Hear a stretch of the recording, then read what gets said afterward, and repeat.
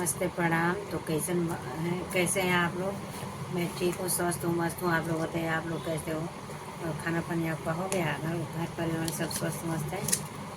तो आज मैं पहली बार कि आप लोगों से हाथ जोड़ के रिक्वेस्ट कर रही हूँ, अपने व्यस्त ज़िंदगी में अपने कीमती टाइम में से थोड़ा सा टाइम निकाल के, बस थोड़ा सा टाइम निकाल के, ज़्यादा नहीं, मैं आपके मान लीजिए एक दिन के 24 घंटे होते हैं, तो 24 घंटे ना सही 12 घंटे तो इंसान जगह रहता है।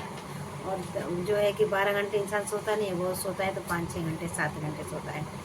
तो इन 13-14 घंटों के टाइम में थोड़ा सा 15-20 मिनट का ही टाइम निकाल के मेरी वीडियो को फुल वॉच करिए और ज़रूर देखिए। और अगर अच्छी लगे, मैं एक कहानी सुनाने जा रही हूँ न्याय के विरुद्ध। तो अगर मेरी कहानी अच्छी लगे तो कमेंट ज़रूर करिएगा कि आप लोगों को कहानी कैसी लगी। तो चलिए अब हम शुरू करते हैं कहानी। आप लोग ध्यान से सुनिए, वीडियो छोड़ के कहीं मत जाइएगा और वीडियो लास्ट तक देखिएगा, तभी समझ में आएगा। तो मैं शुरू करती हूँ। कुछ दिन पहले की बात है, मैंने अपने बच्चों को गवर्नेस जूलिया को अपने अपने पढ़ने के कमरे में बुलाया और कहा, बैठो जूलिया, मैं तुम्हारी तनख्वाह का हिसाब करना चाहता हूँ। मेरे ख्याल से तुम्हें पैसों की ज़रूरत होगी, और जितना मैं तुम्हें अब तक जान सका हूँ, मुझे लगता है तुम अपने आप कभी अपने पैसे नहीं मांगोगी। इसलिए मैं खुद ही तुम्हें पैसा देना चाहता हूँ। हाँ, तुम्हारी तनख्वाह 30 रूबल महीना तय हुई थी ना? जी नहीं, 40 रूबल, जूलिया ने दबे स्वर में कहा। 40 रूबल नहीं भाई, 30।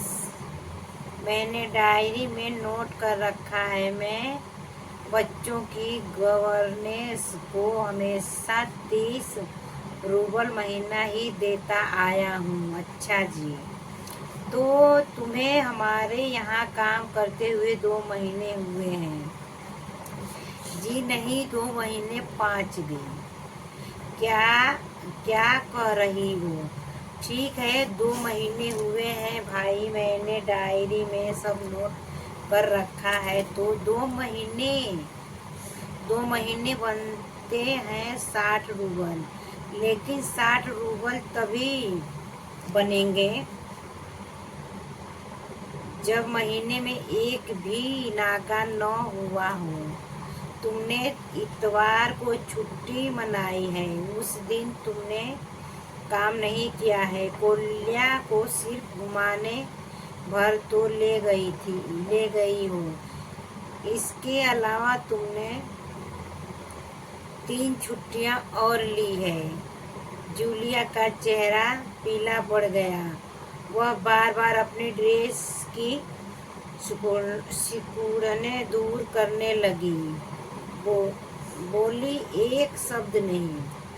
हाँ, तो 9 इतवार और 3 छुट्टियां, यानी 12 दिन काम नहीं हुआ। मतलब यह कि तुम्हारे 12 रूबल कट गए। उधर कोल्या 4 दिन बीमार रहा। तुमने सिर्फ वान्या को ही पढ़ाया। पिछले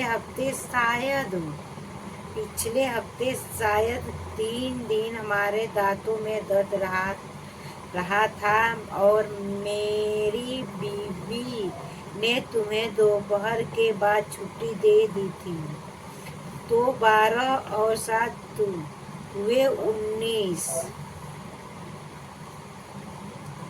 नागे नागे हाथों भाई घटाओ 8 में से 19 कितने बचे? 41। 41 रूबल। 41 रूबल ठीक है ना? जूलिया की आंखों में आंसू छलक आए। उसने धीरे से खांसा। उसके बाद उसने अपनी नाक साफ की। बोली, एक शब्द भी नहीं। हाँ, शायद आया। मैंने डायरी देखते हुए कहा, 1 जनवरी को तुमने चाय की प्लेट और प्याली तोड़ी थी। प्याली बहुत कीमती थी, मगर मेरे भाग्य में तो हमेशा नुकसान उठाना ही बनता है। चलो, मैं उसको 2 रूबल ही काटूंगा। अब देखो, उस दिन तुमने ध्यान नहीं रखा और तुम्हारी नजर बचाकर कोलिया पेड़ पर चढ़ गया और वहाँ खरोच लगाकर उसकी जैकेट फट गई। 10 रूबल उसके कट गए। इसी तरह तुम्हारी लापरवाही के कारण नौकरानी ने वान्या के नए जूते चुरा लिए। अब देखो भाई, तुम्हारा काम बच्चों की देखभाल है। तुम्हें इसी के पैसे मिलते हैं।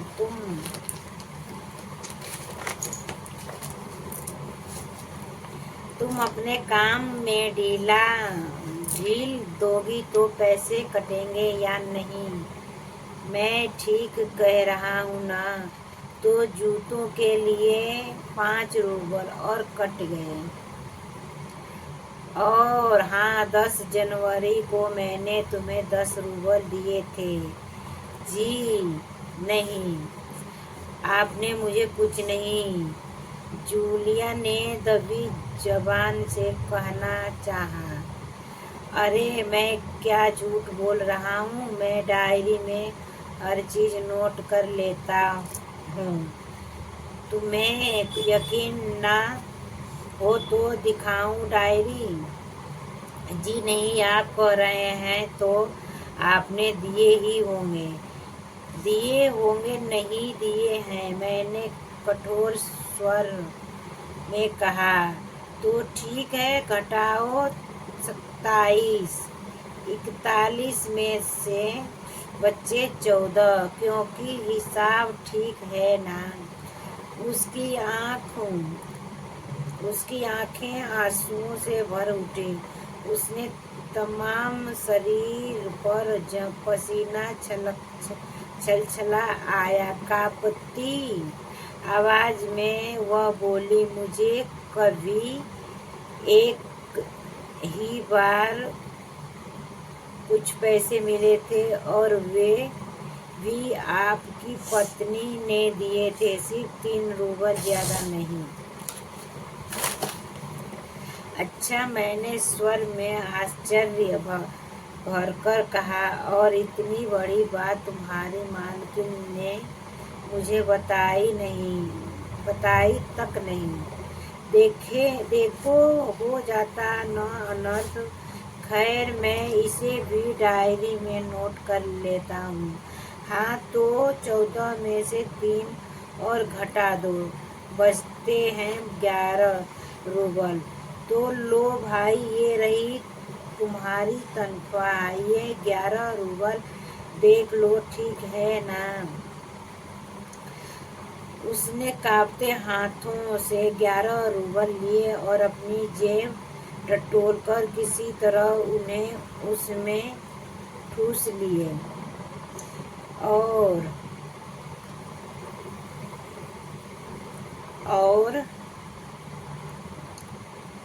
धीमी विनीत स्वर में बोली, जी धन्यवाद।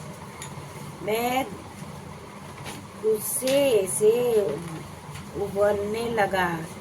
कैमरे में चक्कर लगाते हुए मैंने स्वर में कहा, धन्यवाद। किस बात का? आपने मुझे पैसे दिए, इसके लिए धन्यवाद। अब मुझे नहीं रहा गया। मैंने ऊंचे स्वर में लगभग चिल्लाते हुए कहा, तुम्हें मुझे धन्यवाद दे रही हो, जबकि तुम अच्छी तरह जानती हो कि मैंने तुम्हें ठग लिया है, तुम्हें धोखा दिया है, तुम्हारी पैसे हड़प लिए हैं। इसके बावजूद तुम मुझे धन्यवाद दे रही हो? जी हाँ, इससे पहले मैंने जहाँ काम किया उन लोगों ने तो मुझे एक पैसा तक ही नहीं दिया। आप कुछ तो दे रहे हैं। उसने मेरे क्रोध पर ठंडे पानी का छींटा सा मारते हुए कहा।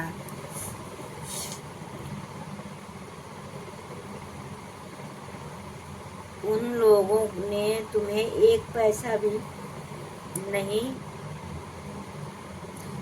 दिया। जूलिया, मुझे यह बात सुनकर तनिक भी अचरज नहीं हो रहा है, मैंने कहा। फिर स्वर धीमा करके मैं बोला, जूलिया, तुम मुझे इस बात के लिए माफ कर देना कि मैंने तुम्हारे साथ एक छोटा सा क्रूर मजाक किया, पर तुम्हें सबक सिखाना चाहता था। देखो जूलिया, मैं तुम्हारा एक पैसा भी नहीं मारूंगा। देखो यह तुम्हारी 80 रूबल रखे हैं, मैं अभी इन्हें तुम्हें दूंगा,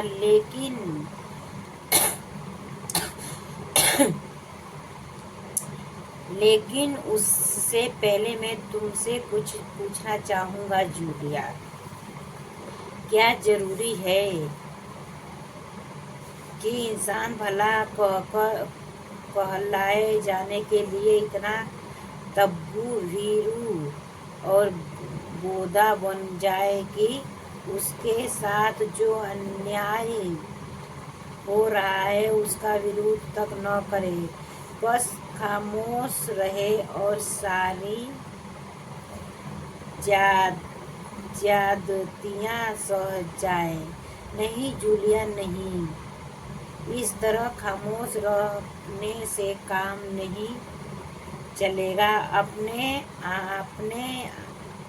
दांतों और पंजों के साथ लड़ना होगा। पूरी ताकत के साथ मत बोलो जूलिया कि इस संसार में दब्बू और बोधे लोगों के लिए कोई जगह नहीं है, कोई जगह नहीं है।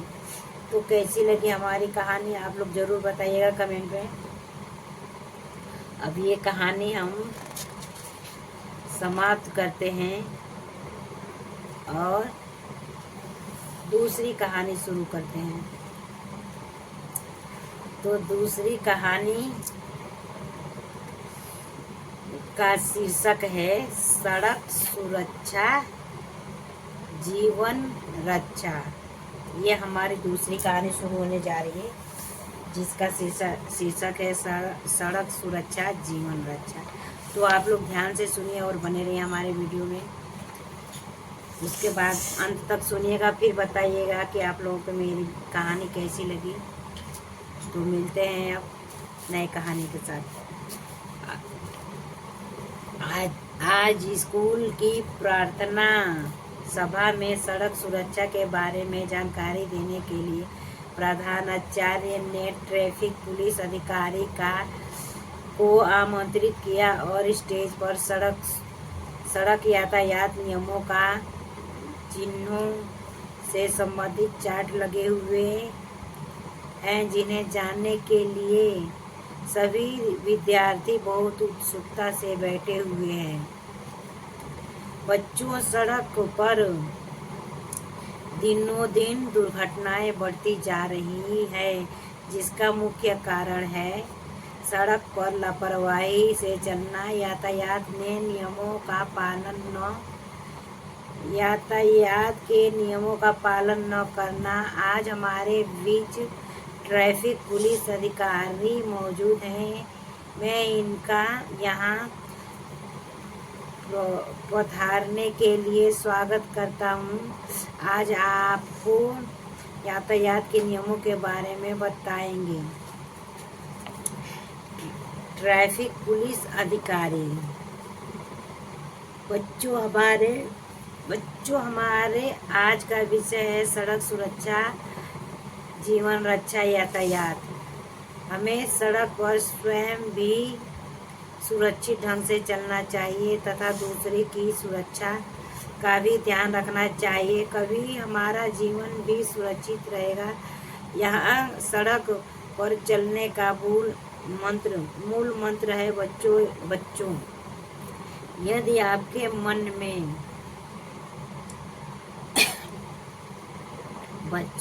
आपके मन में सड़क सुरक्षा से संबंधित कोई प्रश्न हो तो आप पूछ सकते हैं। विद्यार्थी: सर, हमें सड़क पर चलते समय किन किन बातों का ध्यान रखना चाहिए? ट्रैफिक पुलिस अधिकारी: हमें हमेशा सड़क के बाईं ओर ही चलना चाहिए। सड़क को भागकर पार नहीं करना चाहिए। बाईं एवं दाएं दोनों तरफ देखकर बड़ी सावधानी पूर्वक सड़क पार करनी चाहिए। सड़क के किनारे बने फुटपाथ पर ही चलना चाहिए। विद्यार्थी: वाहन चलाना सीखने के लिए कितना उम्र होनी चाहिए? ट्रैफिक पुलिस अधिकारी: वाहन चलाना सीखने के लिए कम से कम 16 साल होनी चाहिए। यदि साइकिल, स्कूटर या कार यदि चलाना सीखना हो तो खाली मैदान में सीखना चाहिए।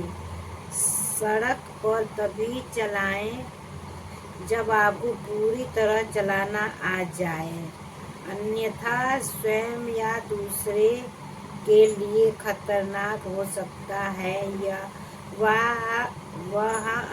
वाहन तेज रफ्तार में नहीं चलाना चाहिए। विद्यार्थी: क्या स्कूटर चालक के पीछे बैठे व्यक्ति के लिए भी हेलमेट पहनना जरूरी है? ट्रैफिक पुलिस अधिकारी: स्कूटर चालक के साथ साथ पीछे बैठे व्यक्ति के लिए हेलमेट पहनना जरूरी है। विद्यार्थी: अक्सर देखा जाता है कि महिलाएं हेलमेट नहीं पहनती। क्या उन्हें हेलमेट पहनने की छूट है? ट्रैफिक पुलिस अधिकारी: निसंदेह महिलाओं के लिए भी हेलमेट पहनना जरूरी है, किंतु इस नियम को आज तक अन्य नियमों की अपेक्षा कठोरता से लागू नहीं किया जा सका है, पर मुझे आशा है कि भविष्य में ट्रैफिक पुलिस इसे गंभीरता से लेगी। विद्यार्थी: वाहन चलाते समय सेफ्टी बेल्ट लगाना क्यों अनिवार्य है?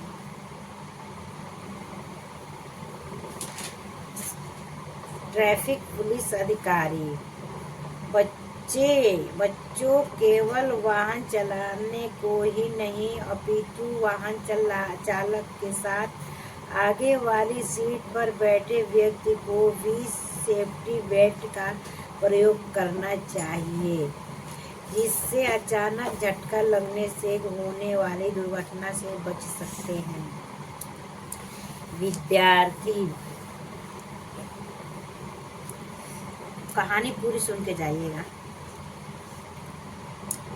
कौन से वाहनों पर काले रंग की शीशे व लाल रंग की बत्ती लगाई जा सकती है? ट्रैफिक पुलिस अधिकारी।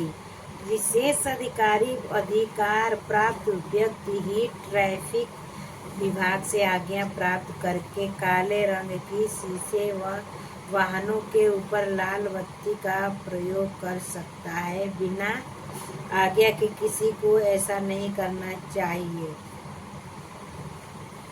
विद्यार्थी। यदि कोई वाहन चला रहा है और एकदम से उनके फोन की घंटी बजती है तो उसे क्या करना चाहिए?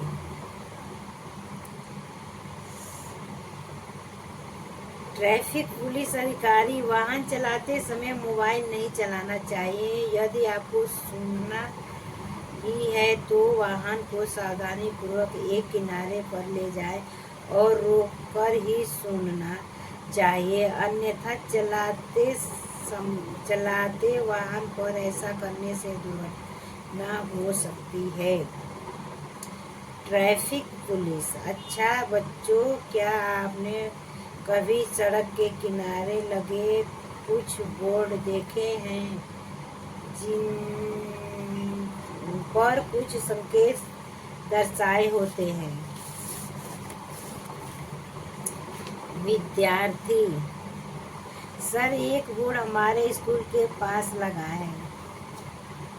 ट्रैफिक पुलिस अधिकारी।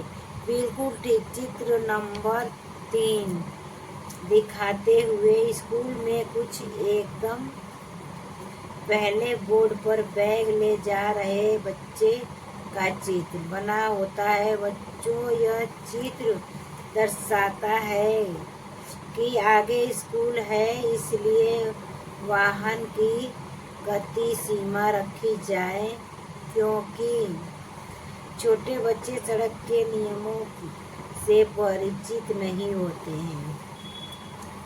विद्यार्थी। सर, अस्पताल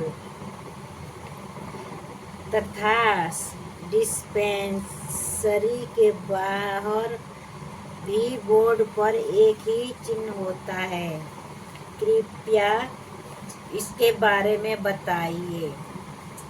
ट्रैफिक पुलिस अधिकारी। चित्र 4 दर्शाता हुआ। बच्चों, अस्पताल के पास बोर्ड पर हार्न का निशान बनाकर टांगा गया होता है, जिसका अर्थ है कि यहाँ बिना मतलब के हार्न न बजाए जाए, क्योंकि हार्न की तेज आवाज मरीजों के आराम में रुकावट पैदा करती है। विद्यार्थी। सर, आजकल पार्किंग की बहुत समस्या है, हमें वाहन कहाँ पार्क करना चाहिए? ट्रैफिक पुलिस अधिकारी। बिल्कुल ठीक प्रश्न किया। इसके लिए मैं आपको कुछ चित्र दिखाता हूँ। देखो बच्चों, चित्र नंबर 5 में पी के नीचे दाईं तरफ तीर का निशान दर्शाता है कि वाहन दाईं तरफ खड़ा करें। चित्र नंबर 6 में पी के दोनों तरफ तीर का निशान दर्शाता है, वाहन दोनों तरफ खड़ा किया जा सकता है। चित्र का निशान यह दर्शाता है कि वाहन दोनों तरफ खड़ा किया जा सकता है। चित्र नंबर 7 पी के नीचे बना हुआ साइकिल का चित्र दर्शाता है कि यहाँ केवल साइकिल खड़ी करें, तथा चित्र में पी के नीचे कार का चित्र दर्शाता है कि यहाँ केवल कार खड़ी करें। चित्र नंबर 9 दर्शाता है कि यहाँ वाहन खड़ा न करें। बच्चों, हमें निश्चित स्थान पर ही अपने वाहन को खड़ा करना चाहिए, इसके लिए भी असुविधा नहीं होती। विद्यार्थी सर, चित्र नंबर 10 के चौराहे में लाल हरी बत्ती के पास सड़क पर बनी काली सफेद लाइनें क्या दर्शाती हैं? ट्रैफिक पुलिस अधिकारी चित्र नंबर 10 को दर्शाते हुए बच्चों, इन काली सफेद लाइनों को जेब्रा लाइन कहा जाता है। पैदल चलने वालों को सदा जेब्रा लाइन पर चलते हुए ही सड़क पार करनी चाहिए। विद्यार्थी सर, चित्र नंबर 11 चित्र नंबर 12 में क्या दर्शाया गया है? ट्रैफिक पुलिस अधिकारी चित्र दर्शाते हुए बच्चों, चित्र नंबर 11 में बोर्ड पर बना चिन्ह दर्शाता है कि आगे सड़क उबड़ खाबड़ है, इसलिए हमें ध्यान से चलना चाहिए ताकि कहीं ठोकर न लगे। चित्र नंबर 12 बने चिन्ह दर्शाता है कि आगे खतरनाक झुकाव या कोई गड्ढा है, इसलिए इस रास्ते से बचकर चलें। विद्यार्थी चित्र नंबर 13, 14, 15 क्या दर्शाते हैं? ट्रैफिक पुलिस अधिकारी चित्र नंबर 13 बाईं ओर मुड़े हुए तीर के निशान का मतलब है कि सड़क के बाईं ओर मुड़े तथा चित्र 14 के दाईं ओर मुड़े हुए तीर का निशान का मतलब कि सड़क के दाईं ओर मुड़े तथा चित्र 15 में गोलाकार में घुमाते तीर के निशान दर्शाता है कि सामने गोल चक्कर है। विद्यार्थी सर, चित्र नंबर 16 और 50 लिखा हुआ है, इसका क्या मतलब है? ट्रैफिक पुलिस अधिकारी इसका आशय है कि इस सड़क पर वाहन की गति सीमा 50 निर्धारित है, इसके अधिक गति से वाहन यहाँ मत चलाएं। विद्यार्थी सर, सड़क पर दुर्घटना से बचने के लिए हमें क्या और किन किन बातों का ध्यान रखना चाहिए? ट्रैफिक पुलिस अधिकारी हमें सड़क पर खेलने अथवा उछल कूद नहीं करनी चाहिए। कूड़ा अथवा फलों के छिलके सड़क पर नहीं फेंकने चाहिए। यदि आप साइकिल चला रहे हैं तो मोड़ लेना है, पूर्व हाथ से मुड़ने का संकेत दो। कभी भी दोनों हाथ जोड़कर साइकिल न चलाएं। यदि आप इस सामूहिक में साइकिल चला रहे हैं तो सड़क का काफी हिस्सा घेर कर समांतर न चलें, अपितु एक दूसरे हाथ की ओर निकलें। हमें भारी गाड़ियों के बीच में भी नहीं निकलना है। अपने और दूसरों जीवन की रक्षा सहज ही कर सकते हैं। धन्यवाद। विद्यार्थी धन्यवाद सर, हम सदैव यातायात के नियमों का पालन करेंगे। इसके लिए सभी विद्यार्थी पंक्ति बनाकर अपनी अपनी कक्षाओं में चले गए। तो कैसा लगा आप लोगों को मेरा ये कहानी? तो आप लोग ज़रूर कमेंट में बताइएगा। और जो लोग मेरी वीडियो को देख रहे हैं, अगर नए हैं आप लोग मेरी वीडियो पे, तो चैनल को लाइक सब्सक्राइब जरूर करिएगा, बेल आइकन ऑन कर लीजिएगा। और हाँ, जो लोग पहले से जुड़े हैं आप लोग प्यारा प्यारा कमेंट करिए मेरी वीडियो पे कि मेरी वीडियो आपको कैसी लगती है। बहुत बहुत धन्यवाद आप लोगों का हमारी वीडियो वॉच करने के लिए और हमारे से टाइम देने के लिए हमें।